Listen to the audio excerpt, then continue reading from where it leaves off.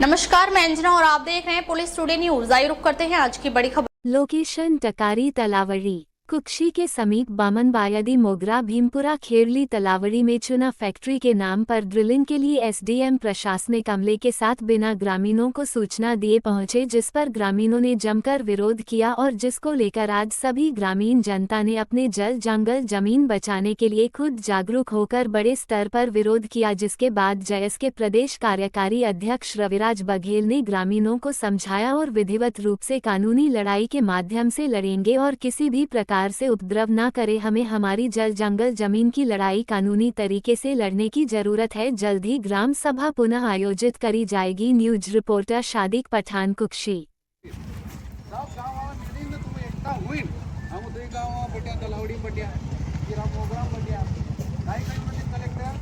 मैंने पूछा कलेक्टर से, यहाँ के नेता या कोई भी, मैं उसकी किसी बुराई नहीं कर रहा।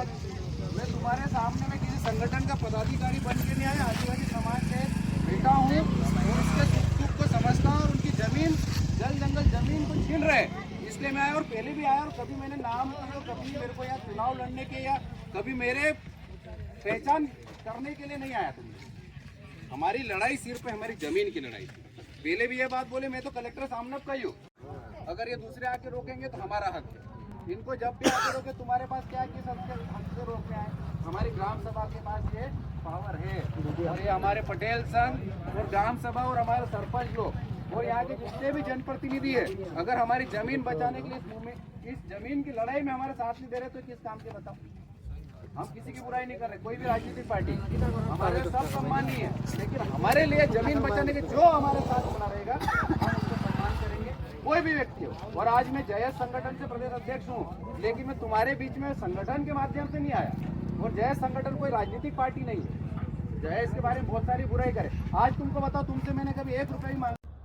नमस्कार साथियों, जय जोहार। जैसे कि आज हमारे ग्राम मोगरा भीमपुरा खेली बामनबेड़ी और तलावड़ी में जिस प्रकार से एक सीमेंट फैक्ट्री के नाम पर आदिवासियों की जमीन को उजाड़ने के लिए जिस प्रकार से आज ड्रिलिंग के लिए प्रशासनिक अमले के साथ पूरी उनकी टीम पहुंची थी, जिसका ग्रामीणों ने कहीं ना कहीं जिस प्रकार से उनके रवैये से नाखुश थे, और ग्रामीणों ने जब ड्रिलिंग की मशीनों को रोकने का प्रयास किया लेकिन नहीं माने, तो उसके बाद कहीं न यहाँ के प्रशासन और ग्रामीणों के बीच में भिड़त हुई। मैं समस्त ग्रामवासियों से मैं अपील करना चाहता हूँ कि किसी भी प्रकार से अव्यवस्था ना फैलाएं और कानून को अपने हाथ में लें। हम आपकी जमीन बचाने के लिए हम संवैधानिक लड़ाई से और कानूनी लड़ाई हम लोग लड़ेंगे और मिलकर इस लड़ाई को हम लोग लड़ेंगे। लेकिन यहाँ तक सभी ग्रामीण जनों से मेरा निवेदन है कि आप किसी भी प्रकार से कानून को अपने हाथों में ना लें और किसी भी प्रकार से ऐसी घटना को अंजाम ना दें जिससे कहीं ना कहीं हमारा भी नुकसान हो और कानून की व्यवस्था को भी बनाए रखें। क्योंकि हमारी लड़ाई किसी प्रकार से उपद्रव फैलाना नहीं है। हमारी लड़ाई हमारी जमीन को किस प्रकार से हम संवैधानिक दायरे के